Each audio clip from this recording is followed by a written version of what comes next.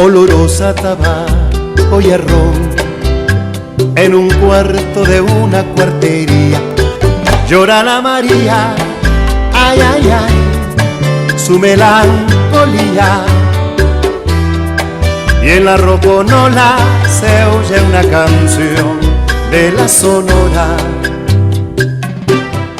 Venimos hablando de la trova latinoamericana en la cofradía, en la primera hora de la cofradía, y nos encontramos con esta maravillosa voz nicaragüense, Luis Enrique Mejía Godoy, a quien hace poco encontramos en un álbum editado aquí en la Argentina y nos picó el bichito de la curiosidad de charlar con él y lo encontramos en Nicaragua.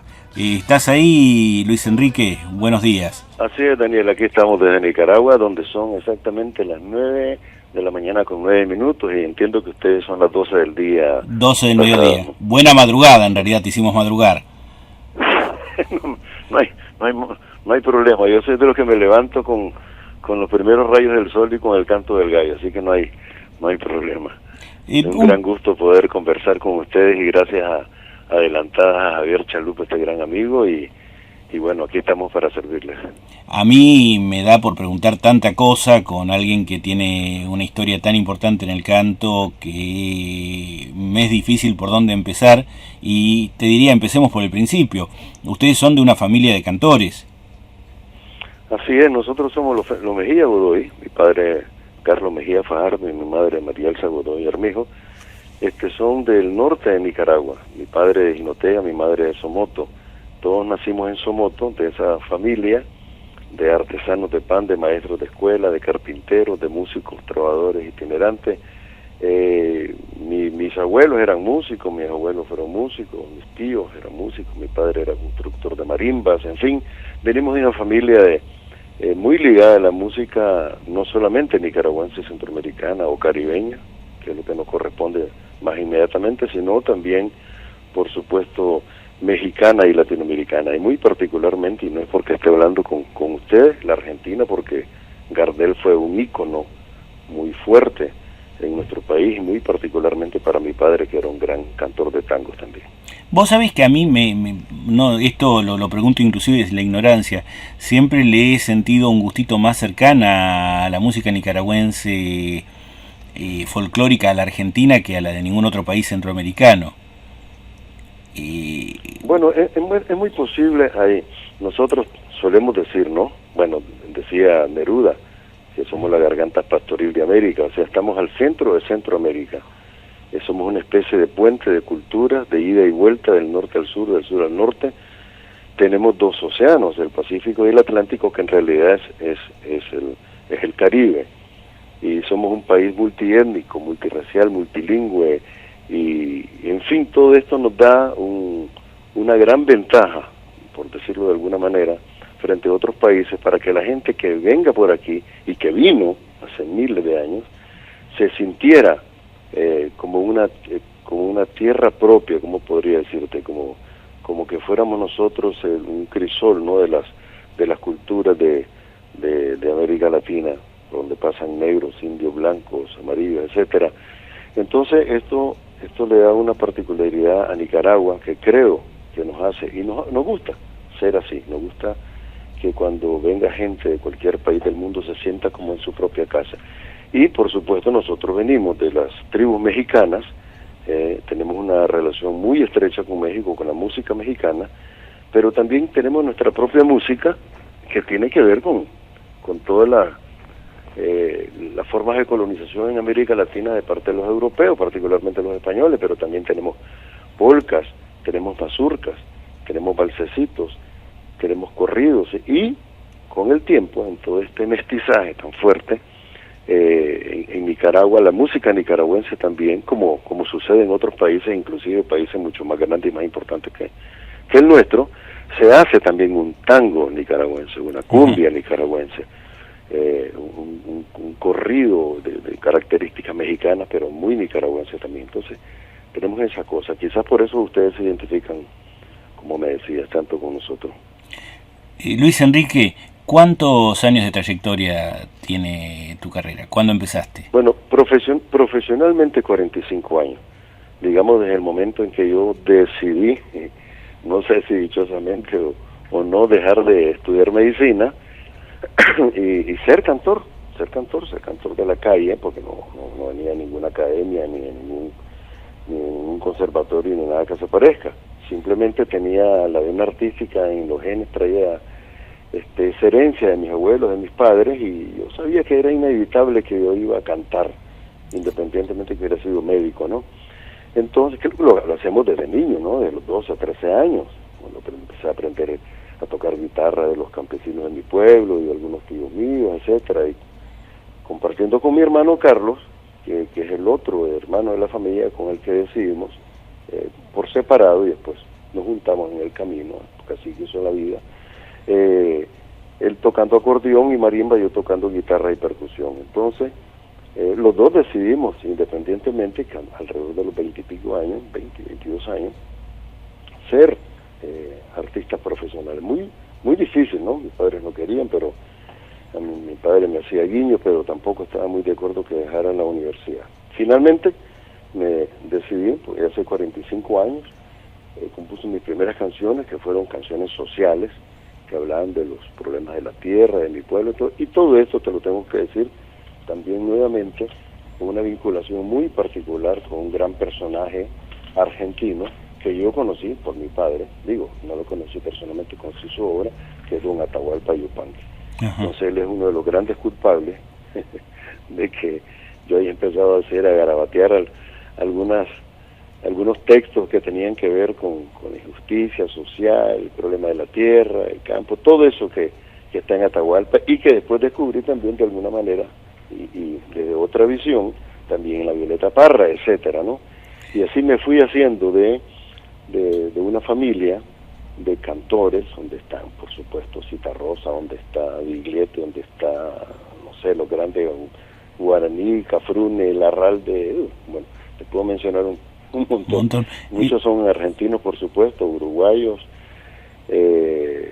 brasileños, por supuesto, etcétera. Y así me fui haciendo de esa familia y me di cuenta que yo no estaba solo en mi intento, ¿no? ¿Te acordás cuál es el primer texto de canción que compusiste? Es un texto que dice: hilachas de sol por el camino, Malinche cargado de mañana, la tierra labrada, mal repartida, la luna que alumbra solo en hacienda. Esa es mi primer canción, mi primer intento de regresar. Bueno, a todo esto se me olvidó decirte que yo residía en Costa Rica, donde primero fue un exilio personal y después fue un exilio obligatorio impuesto por la dictadura somocista. Pero bueno, estamos hablando desordenadamente y de grandes trancadas, ¿no? Pero es la única manera de abreviar un poco esta historia. En estos 45 años entonces, que se iniciaron en 1968, exactamente, yo empecé desde Costa Rica a recordar la historia de mi gente del norte de Nicaragua, que es la región más pobre de Nicaragua, y siempre lo fue, y donde hay un asentamiento indígena grande, y donde se dan condiciones y todavía de mucha injusticia, eso de tenencia de la tierra, etcétera.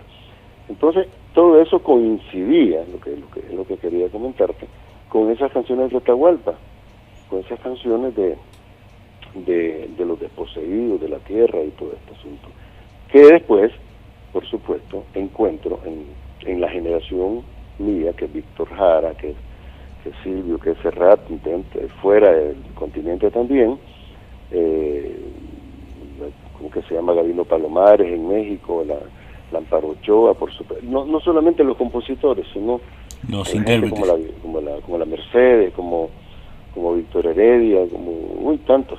Y en este caso tenemos que mencionar, porque es el gran pretexto de esta entrevista, el gran poeta, hermano Armando Tejada Gómez. ¿No conociste a Tejada, no? Por supuesto. Yo lo conocí en el 81, creo que fue en un festival de la Nueva Canción en México. Nosotros ya de alguna manera conocíamos la historia del nuevo cancionero argentino, de la nueva canción chilena, y nosotros teníamos un movimiento muy joven desde Costa Rica que se llama la Nueva Canción Costarricense y el canto testimonial nicaragüense, y así en El Salvador y en Guatemala se dieron momentos en la historia en que fueron naciendo muy, no voy a decir tímidamente, sino muy poco a poco, muy de poquito, que eran situaciones muy difíciles. Aquí todo esto estaba lleno de regímenes dictatoriales, Centroamérica, a excepción de Costa Rica, ¿no? Precisamente donde Costa Rica, perdón. Y no, termina, perdón, ahora te pregunto. Sí, bueno, te sigo, que precisamente estoy hablando de los años 70, ¿no? Precisamente cuando a Costa Rica llegaban de Argentina, de Uruguay, de Brasil, de Paraguay, de Nicaragua, de Chile, por supuesto, gente muy ligada a la canción, al teatro, a la música, a la pintura, y se llenó, digamos, Costa Rica fue un gran receptor del exilio, pero intelectuales, músicos, artistas, y eso benefició mucho y nos acercó mucho. Ya para entonces yo había conocido a Víctor, había conocido al Quilapayún, al Inti Illimani, en Alemania, en Cuba, en otros lugares, porque andábamos bregando ya desde, 71, 70, ya en el 1973, cuando se dio el golpe chileno, yo ya tengo 3 años y pico de estar cantando, del timbo al tambo, como decimos en buen nicaragüense, cantando en muchas actividades de solidaridad por las luchas de América Latina y defendiendo también la identidad y el folclore nuestro. A mí se me ocurrió preguntarte, y por eso te interrumpí, vos hablaste del año 81, en ese momento dejabas de cantar canciones de denuncia para apoyar una revolución. ¿Cómo es el cambio de pasar de opositor a ser, no sé si un cantante, no digo oficialista, pero cantar canciones de logros que conseguía la revolución sandinista en ese momento? Claro, todo eso es un proceso, ¿no? Por supuesto, nada es, en primer lugar, te imaginar, ni siquiera me podía imaginar yo que Somoza se pudiera ir o que la revolución pudiera triunfar en el 78, eso nadie, ni el Frente, ni Somoza, ni nadie, ni los gringos, ni nadie podía saber eso, ¿no? Pero sabíamos que habían condiciones que se iban dando de rebeldía hasta llegar hasta la insurrección. Y entonces, desde 1974, vamos a decir 75, después del golpe chileno, precisamente porque nosotros andamos, cuando hablo en plural, hablo por mi hermano y por mí, ¿no? Carlos está en España, en ese momento va hacia España a proponer, digamos, su canción desde el viejo continente y también buscando la solidaridad con Nicaragua. Yo desde Costa Rica me muevo hacia otros lados, hacia América del Sur, hacia México y también hacia Europa, para buscar la solidaridad con Nicaragua, porque ya hemos estado haciendo solidaridad con Uruguay, con Argentina, con Chile, con Cuba, etcétera, con muchos países, y es el momento de pedir solidaridad con Nicaragua. Pero es que se dan esas condiciones. Ya en el 75 el Frente Sandinista ya tiene una estructura a nivel urbano que permite ciertas condiciones muy distintas de lo que era una guerrilla en la montaña. Y así la historia nos va marcando un camino hasta que nosotros nos vemos involucrados, tanto Carlos como yo y otros artistas, desde Nicaragua y fuera de Nicaragua, nicaragüenses por supuesto, y no solamente músicos, ¿no? Poetas, escritores, te puedo mencionar fácilmente una docena, una veintena de gente muy involucrada con este proceso, y en el camino cayeron algunos, también murieron algunos compañeros. Entonces, ya en 1981, estamos hablando después 2 años después del triunfo de la revolución, pero entre el 75 y el 79, que es el triunfo de la revolución, es una etapa en mi vida, y por supuesto en la historia de mi pueblo, muy intensa. Y entonces en ese proceso es donde la canción va tomando, por decirlo de alguna manera, un camino más concreto, ¿no? Yo en mis primeras canciones no hablaba de la lucha armada, en mis primeras canciones ni siquiera hablaba de la dictadura, ni de la guerrilla, ni de armas, ni nada de eso. Hay un disco mítico de ustedes que es el de guitarra armada.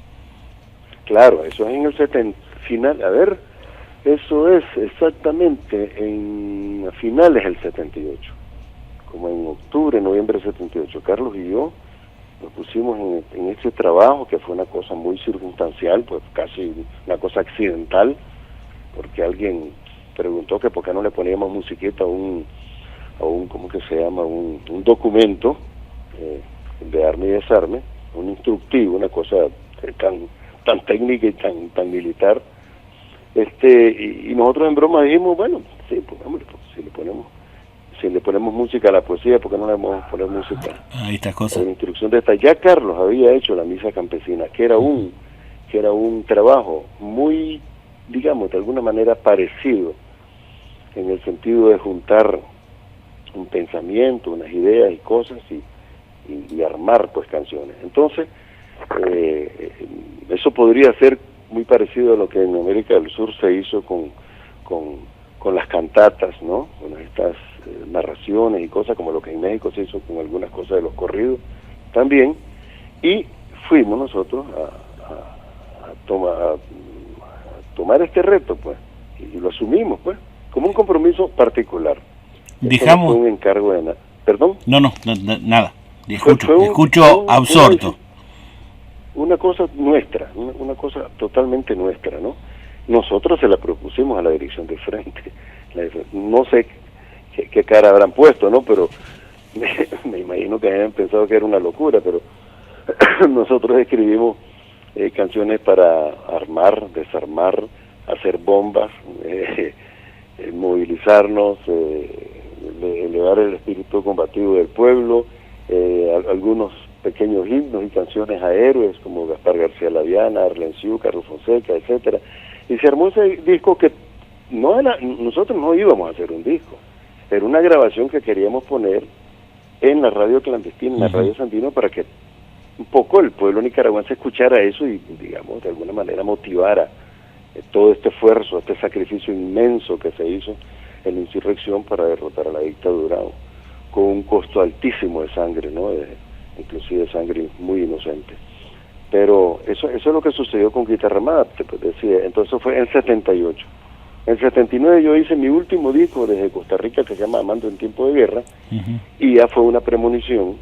Hay una canción que se llama Volveré a mi pueblo, que es una premonición de que el triunfo de la revolución está muy cercano. Ya para entonces, nosotros, yo diría que desde 1972, 73 empecé a hacer canciones que hablaban de la guerrilla, como El Ansia, por ejemplo, las canciones al General Sandino, que fue una forma de recuperar de lo que habían intentado hacer con Sandino, que era ocultar su historia, su ejemplo, etcétera. Y yo hice 3 canciones entre 1972 y 1979.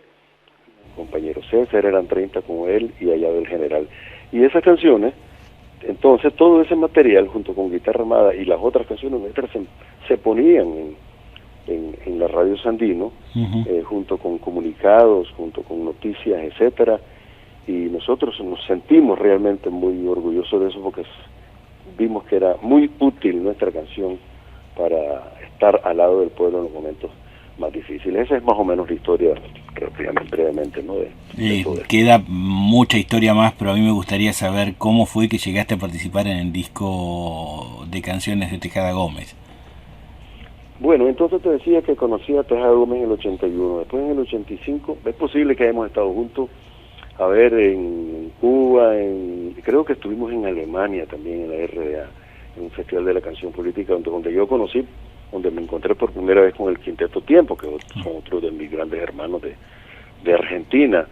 Y después en el camino conocí a otros amigos. Uno de mis grandes amigos que vive en Centroamérica, en Costa Rica particularmente, es Adrián Goizueta, que es un argentino que se vino en 1976, y con él grabé precisamente mi disco Amando en Tiempo de Guerra. Toda esa relación con Argentina, y con Mercedes, con León y con Víctor Heredia, y te puedo decir un centenar de artistas, fundamentalmente, ¿no? Músicos y cantautores, ha hecho que yo tenga una amistad, una relación, a pesar de la distancia y de las pausas y los silencios, muy intensa con Argentina y con el movimiento de la música argentina.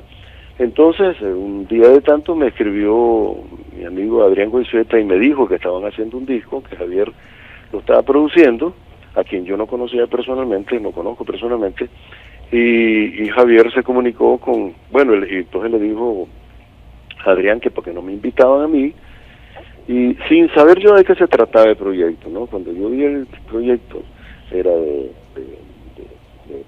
cantar algunos poemas ya musicalizados de Armando Tejada Gómez, me encantó, porque yo cantaba y sigo cantando de vez en cuando todas las voces, particularmente desde hace muchísimo tiempo, y como te digo, conocí y conozco la obra de Armando, y me gustó mucho, y ahora con esta tecnología que vos no tenés que moverte de tu país para hacer duetos y participar en disco colectivo, pues me mandaron los requisitos, las cosas técnicas, grabé yo aquí, mandé mi voz allá, lo demás es historia más técnica que otra cosa, y me ha gustado mucho, porque además de ser un gran homenaje, un merecido homenaje a Armando, a este gran poeta de América Latina, es una forma de juntarme nuevamente con un montón de compañeros, algunos no los conozco, ¿no?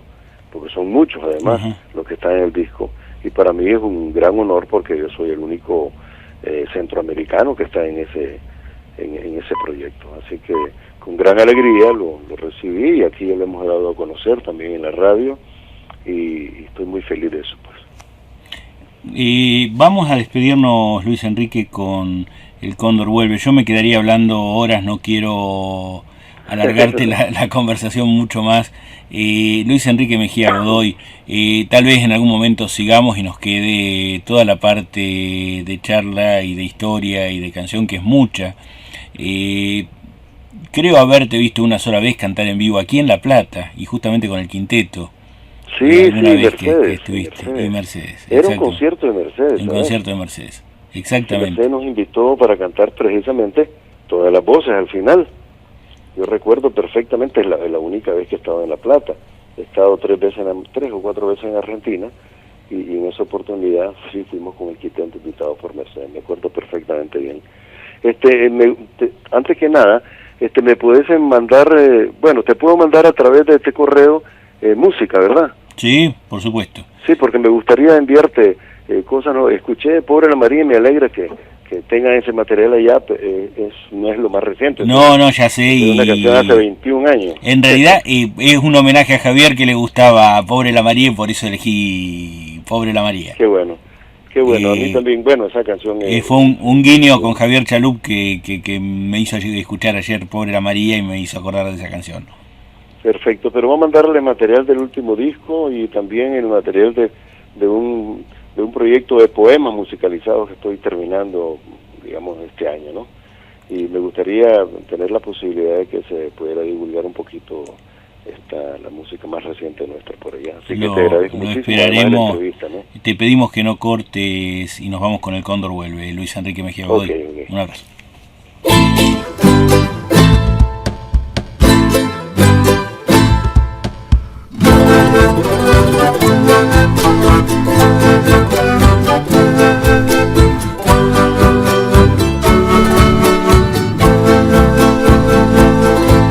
El cielo del cóndor abre de par en par las puertas del Tiahuanaco, por donde pasa la tempestad. Despierta mi pueblo andino y al despertar conmueve la luz del siglo, su grito macho de libertad. Allá en los valles dormidos la soledad está preñada de furia y al rojo vivo como un volcán. Ardiendo están las raíces, ardiendo están las ramas del árbol nuevo, la llamarada continental. De la tierra me viene la voz, suena tierra este pueblo que soy, labrador, sembrador, Juan sin tierra.